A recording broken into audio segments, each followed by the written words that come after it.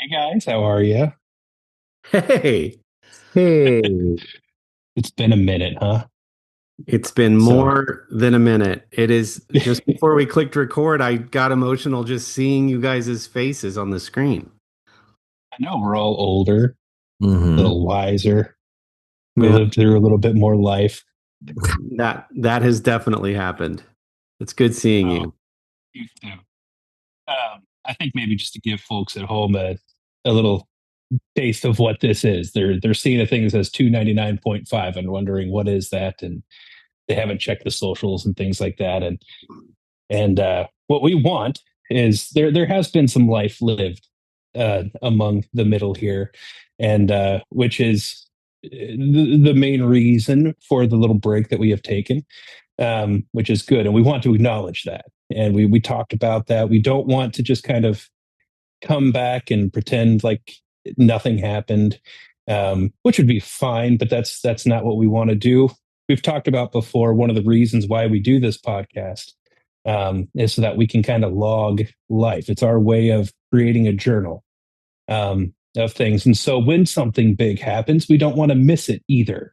And so we wanted to, I think, take a moment and do this kind of tweener episode to kind of fill in those gaps, just if only for us, but also for the listeners.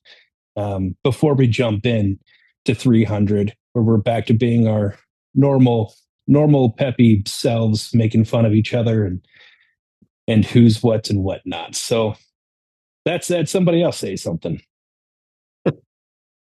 That was perfect, Kendall. It was funny too, sort of the timing of all of the life happening, in quotes, being in between 299 and now felt like a clever ruse to like do something really big or creative for 300. And let me just, that's not what any of this was. So let's Yeah. just have zero expectations for 300 because that is not what we are doing. We're doing. That was just the timing of all of it. yeah, I think I posted that on some of the socials too. Like, not an artificial ramp. We're not trying to build any momentum for anything. In fact, expect like exactly what you said. Expect It's a nice little, neat little normal episode for 300. yeah. It's just the timing is incredible. Yeah, Incredibly bad. yeah. Um, so let me start, you guys, and then please, please, so that I'm not talking the entire time, please add on or ask questions or whatever. I'm switching my speakers too. So I think it was around April, um, when life for the three of us was starting to get wacky and wild. Um, it was getting really hard to even find an hour to record the three of us. There was spring sports, the beginnings of like wrapping up the school years for our kids, which I have since learned there's a term called Maycember, which means like all the emotional stuff happening and planning and end of year events and award ceremonies, and especially if you have a senior in high school, all the things that have to happen in May, not just graduation and graduation parties, but for every sport you have to have a photo, a trifold photo board for softball wrapping up and basketball wrapping up, and that just it's just there was just a lot, if I remember right. That was around April timeframe. Sounds good. And something that our family had been navigating, which we hinted at but never really said explicitly, was Sherry's dad was dealing with an illness. At the end of 2024, he was perfectly fine. Um, we had a January family Christmas where it got brought to our attention that he had a little spill in the shower. He sort of just said that his legs had given out. A lot of testing, visits to Cleveland Clinic, ultimately revealed that he had a pretty aggressive form of ALS. And 4 weeks later, he passed. So he went from perfectly healthy to our knowledge at the end of 2024 to diagnosis sometime in April, and then to passing away in the middle of May. Um, ju just less than 2 days after Lily's graduation from high school and her graduation party. And then the end of May was my time of finally, after knowing about it since the previous fall, walking away from corporate America. So in May alone, we had our first daughter graduating from high school, having her party that same day. Less than 48 hours later, Sherry's remaining parent passing on, and then job loss. So May was heavy. um, and June was us trying to keep it together while at the same time uh, aggressively trying to pursue freelance stuff to sort of balance out the job loss. So I was looking back through our notes when we first started this podcast from September 5th of 2022 was the last time we updated it, but it was years before that that we created it. And when we were sort of scoping what we wanted From the Middle to be and not to be, we said that it's conversational, fun, genuine, imperfect, loose, relaxed, and silly. And we said that it is not overly focused on negativity, sadness, or tragedy, political, pretentious, or too real. So, at the risk of being too real, and to second what Kendall said, and when I was texting these guys, I was like, it would feel weird to just come back with 300 with like no explanation. But I also don't want to miss the opportunity to like brag on God, brag on our family, brag on our community that like loved us through that pretty crummy time. So, um, and beautiful, like Lily graduating was awesome. And there's so many stories there. So much has changed since then, but it's been hard. I think having watched my wife just say that, and this is what hit me the hardest. She's like, I wasn't ready to be done being a daughter. Um, she lost her mom when she was 18.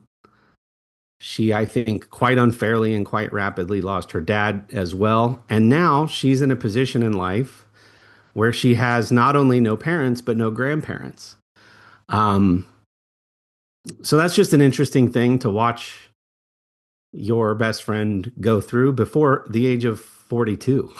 Like, just to put it in context, she's not even 42 yet, and she has nobody of the previous um, generation. So there's such beauty in the last 2 months. There's so many fun things that have happened. There's also some really difficult things that have happened.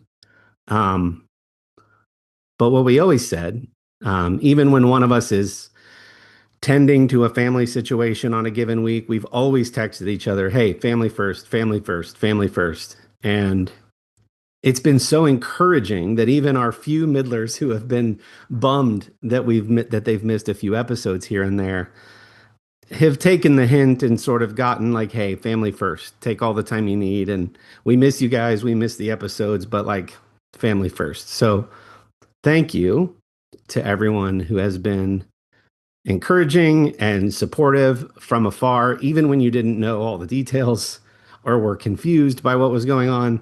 And I know we don't owe you anything. And like, there's not like thousands of people waiting with bated breath to hear what we're going to talk about in the next week. Um, but it still felt worth, thanking you and acknowledging that. So again, so much more has happened, and I feel like I've lived a couple lifetimes in the couple months that we've been away. But that's the gist. That's kind of what's gone on, and we're doing okay. Sherry is not well. her grief, uh, it's not linear. It's not easy, but she's super tough, annoyingly tough. I actually wish that she would be weaker and more vulnerable at times. But we're getting through it. Um, and it just felt like a good time to see you guys' faces again and interact with the community a bit more and pick up. It's healing to sort of get back to some semblance of normalcy too. So, yeah, does that about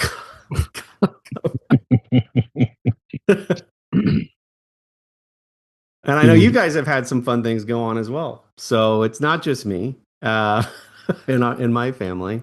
There's been a lot of life happening. True story. No, Corey, and like you said, it's family first. This is the hobby, a fun hobby, one that we're all in on, right? And we're all trying to pull our oars, um, but not at the expense of doing what we need to do. And I mean, a major job transition, aka getting let go, and um, for reasons beyond your fault or control. And there's a lot of people in that boat as well, and so I think a lot of people can relate to that. Um, and then certainly uh, you mix that in the same time frame with other tragedy, more important tragedy happening, um, but then also with other major life transitions happening with your kids and all of that stuff, and just the emotional roller coaster that is no joke. And um, know that you're still going through it, and we're here for you. I tend to, for those who know me and even see me in person, like I tend to try to like make sure I'm available for people. Um, but I think this backfires sometimes because what I'm about to explain comes from what I sometimes want. So when I find myself in those situations, I tend to withdraw in what I think is a semi-healthy way, but maybe not always. But I don't tend to talk about it too much. I don't tend to want people to check in all the time and those kinds of things. And so, what I tend to do in those circumstances is tell people at some point, if you need anything, I'm here. And then after that, I'm hands off and I wait for them. Hmm. Um, and so for you, Corey, or for anyone else out there who hears this, uh, if I say that to you, don't count me as just one of the hundreds of other people who would say the exact same. I actually mean it. And then it's my own shortcoming that of what I tend to want in those situations, and that like my lack of like daily or weekly check in or follow up. It doesn't mean that I don't care. It doesn't mean that I'm not prayerful for you. Doesn't mean that I'm not thinking. Doesn't mean that I'm not ready. Um, it just for me, that's kind of a thing of respect. So Yeah, I felt um, I felt the love, and I never questioned that you really meant it when you said those things. And I know you've been going through stuff too, and yeah, I think you sort of just get to a place of survival, like treating each day like a new, like we just got to get through this day. What does this day hold? And there was also no, and not to be extra dramatic, but I'm sparing you two and the listeners from a whole lot of other really, really challenging complexities and detail. Not trying to be, whatever. But it wasn't until so Lily has a friend, and that friend's mother was picking Lily up to run her to and from a few different events. And so through our daughter, this mother was getting just some of the details of what we were walking. And one of the times of either dropping Lily off or picking Lily up, that mother saw Sherry in the driveway and called Sherry down to the car and just said, Lily's just been telling me a few bits and pieces of what you guys have been. And this friend's mom started weeping. And it was like she went, I don't know how you guys are getting through this. And it wasn't until then that we went like, oh, maybe this is a lot. But it like took somebody else just hearing some of it, reacting so strongly for us to go like, maybe this is a lot. You like to think, hey, we've read some books and we've read the book and we know who holds tomorrow, and it's really easy to say those platitudes and but yeah, I think for me, it actually took this friend's mom responding that way to go like, oh, this this is this is a lot, any one of these things, and they just are all compressed on top of each other. So we are for sure still unpacking it and still dealing with pieces of it in as much as we can. But yeah, I appreciate the perspective and the love, and again, never questioned it. So thanks, buddy. Yeah, Yeah, one thing I appreciate we've been doing this for a little over what, 6 years now. I don't feel like we've ever not been understanding or supportive of one another, good or bad. And I appreciate that because um that requires, as immature as we can be, it requires a lot of maturity to always feel supported by both of you, and hopefully vice versa in all situations, good and bad. And so I've appreciated that about doing this whole thing with you all over the years. And, Corey, I'm privy to probably more than the average person because I'm your brother. And, um, I hope, because at no point was, for me, at no point was coming back to do this not an option or something I considered. It was a matter of when, not if. And so hopefully we are all, to your point earlier about being excited and almost emotional, getting back on and interacting again.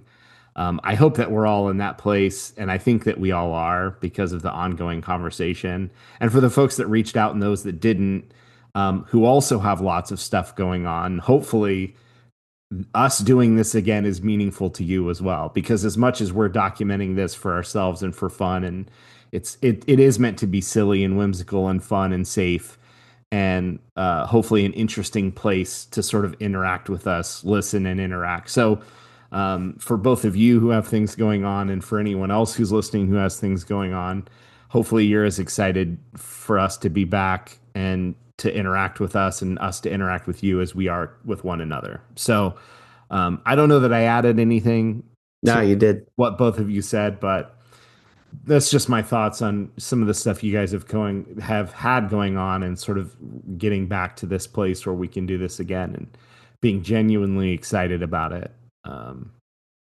So yeah, 299.5 made sense. I'm glad we're doing this one, and then I'll make fart jokes on the next one. Yeah, exactly. it felt too hard of a pivot to go, hey, 300 right after everything that we just said. Yeah.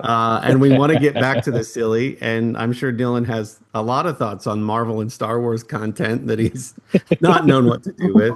We've got, I mean, 300 ain't going to be enough. But but just to double click on something Dylan just said, relating it to the listener, maybe because it's a great point you brought up, Dylan. You did add, as always, but you're self-effacing and will never say that you did. Yeah. And you didn't make it about yourself like I did about me. So that was fun. Well, the only thing I job. had going on in May was Cinco de Mayo and May the 4th. So I didn't have as much to talk about.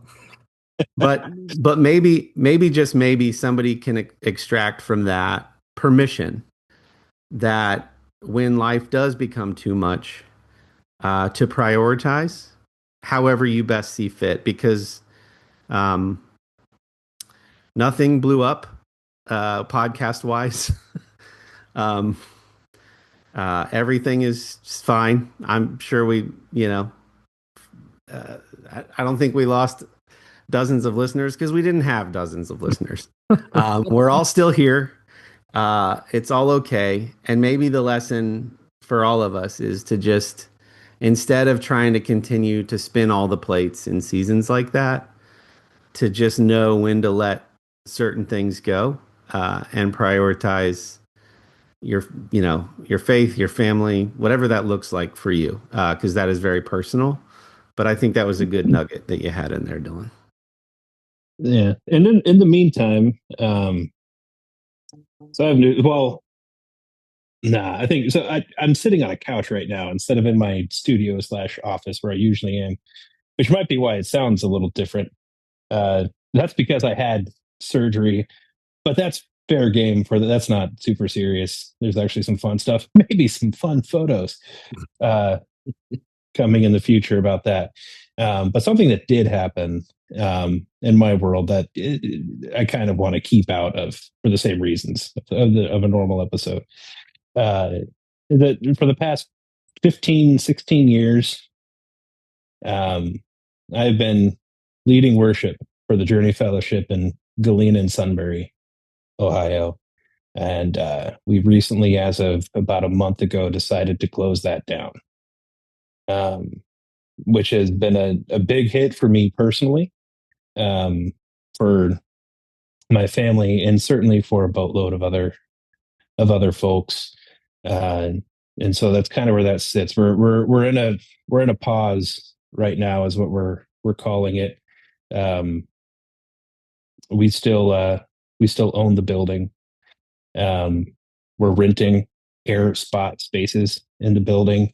We're actually temporarily allowing another church to use our building on a weekly basis because the place that they were renting before has a bat infestation, which is fun.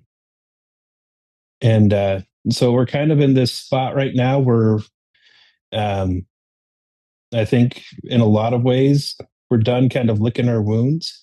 Um, but at the same time, we don't know if maybe something is going to grow up and spring out of this.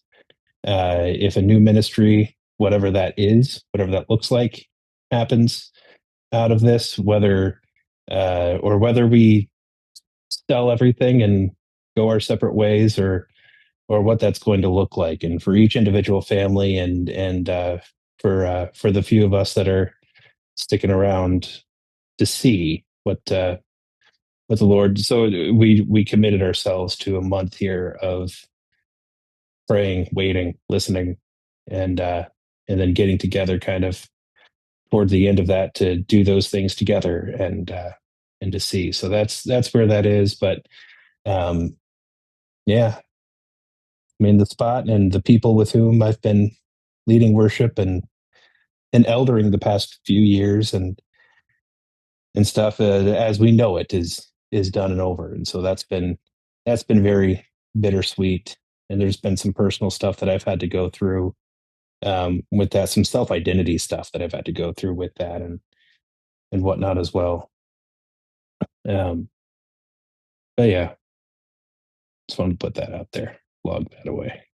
Well, thank you for sharing, and I'll be the first to speak because I was privileged to have a part of our journey be with the journey, and had lots of good memories there.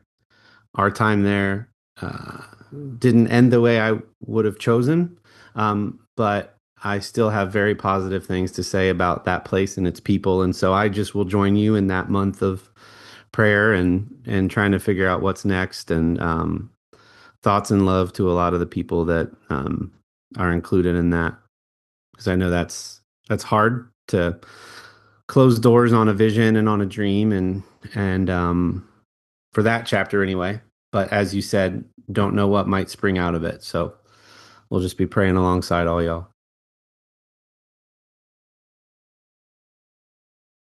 Dylan, do you have anything to complain about, You know, or is everything fine? yeah, just got a case of the good old fashioned being a tired adult, you know? Yeah. Yeah, there's that. No, I, you know, I There's probably stuff. It's not probably anything worth naming, but I think at the same time, um, the world spins and good and bad happens, and sometimes, and I have a habit of doing this. If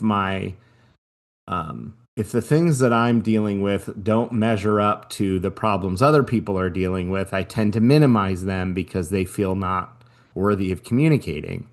And it doesn't mean that there's not stuff going on that's real or has impact on my mental health or physical health or emotions or whatever, but it just feels small in comparison. So nothing probably grand worth sharing, but I'll say in the spirit of trying to have a little bit better communicate better that there's always stuff going on and that I am working through and probably will talk through and make sure I don't ignore. So if anyone else feels that way, uh, work with me on that too. You do it at home and shout it out in your car alone to yourself and get out your frustrations and talk to somebody or whatever if it's helpful. So I don't want to minimize or anyone else to feel like they've got to minimize because it's not earth shattering. Um, so whatever's going on, uh, I feel it. Yeah, I feel you. So Well, this feels like a safe space. Thank you, Dylan, for your contributions. And there's nothing too big or too small. Let's just all have a little more grace and latitude for ourselves. And this felt like a good quick check-in before we celebrate 300 episodes of From the Middle, which you can look forward to. We hope to resume in normal weekly fashion now. Um, but have some latitude for us if it's a bit of a staggered start or stuttered start. But we hope to resume as normal. Thank you for listening and caring. Seriously, heartfelt thanks to the few of you who, yeah, man, reached out, messaged, gave us a little bit of crap for not being there for you. We love you for it. So this has been 299.5. We will catch you guys next week. Thanks for tuning in.